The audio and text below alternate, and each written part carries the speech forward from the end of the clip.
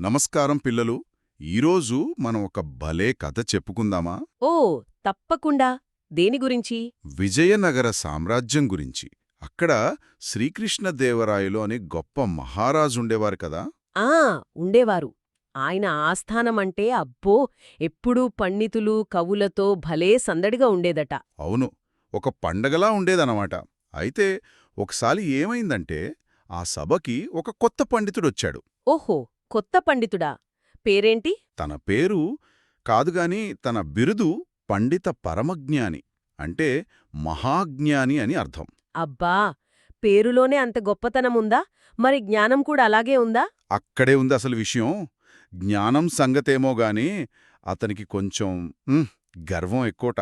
గర్వమా? అయ్యో. అవును, సభలోకి అడుగుపెట్టి అందర్నీ చూసి నాకు తెలియని విషయమంటూ ఏదీ లేదు ఈ ప్రపంచంలో, మీరు ఏ ప్రశ్న అడిగినా సరే క్షణంలో చెప్పేస్తాను అని సవాలు విసిరాడు. అలాగా?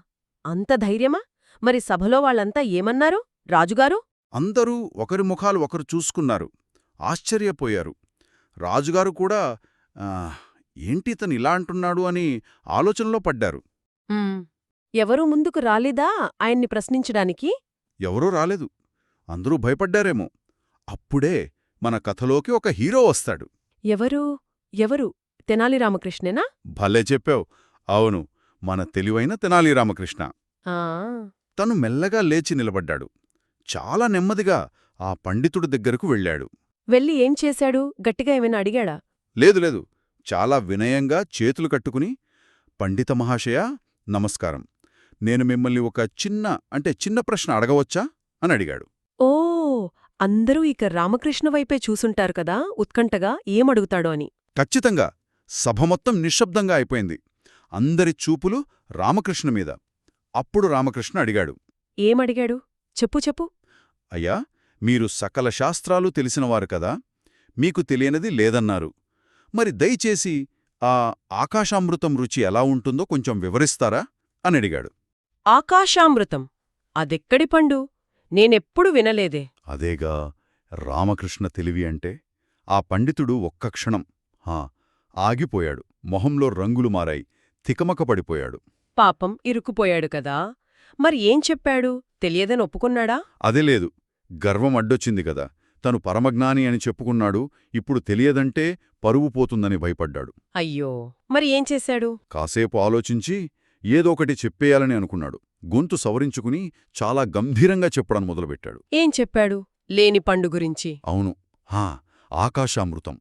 దాని రుచి అమోఘం. అది అంటే ఒక్కోసారి తియ్యగా ఉంటుంది, ఇంకోసారి పుల్లగా, ఒక్కోసారి వగరుగా కూడా ఉంటుంది తెలుసా. క్షణక్షణానికి దాని రుచి మారిపోతూ ఉంటుంది.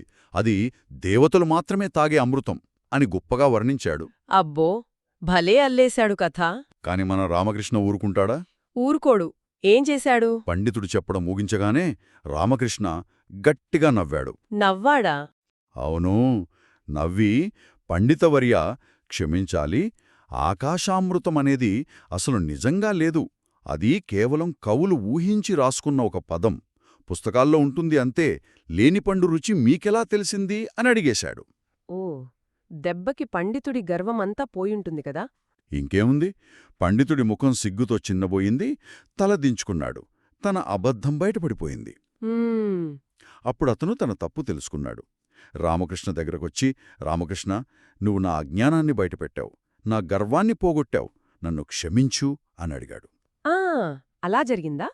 రాజుగారేమన్నారు మరి? మహారాజు శ్రీకృష్ణదేవరాయలు గారు రామకృష్ణ తెలివికి, సమయస్ఫూర్తికి చాలా మెచ్చుకున్నారు. ఆ పండితుడికి కూడా బుద్ధి చెప్పారు. నిజమే, జ్ఞానం ఉండటం వేరు, దాన్ని చూపించే పద్ధతి వేరు కదా. అవును, ఆ రోజునుంచి ఆ పండితుడు తన గర్వాన్ని పూర్తిగా వదిలేసి వినయంగా ఉంటూ నిజమైన జ్ఞానాన్ని నేర్చుకోవటం మొదలుపెట్టాడట.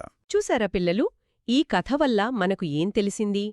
మనకు ఎంత తెలిసినా సరే గర్వపడకూడదు, వినయంగా ఉండాలి. అదే నిజమైన గొప్పతనం. కరెక్ట్. కేవలం విషయాలు తెలుసుకోవడమే కాదు, వినయం, వివేకం కూడా చాలా ముఖ్యమన్నమాట. నిజమే, గర్వమనేది మనల్ని తప్పుదోవ పట్టిస్తుంది కదా. అవును. సరే, మరి ఈ కథ గురించి మీరేమనుకుంటున్నారు? ఆలోచించండి. నిజమైన తెలివి అంటే ఏంటి? కేవలం పుస్తకాలు చదవడమా, లేక వినయంగా ఉండటమా?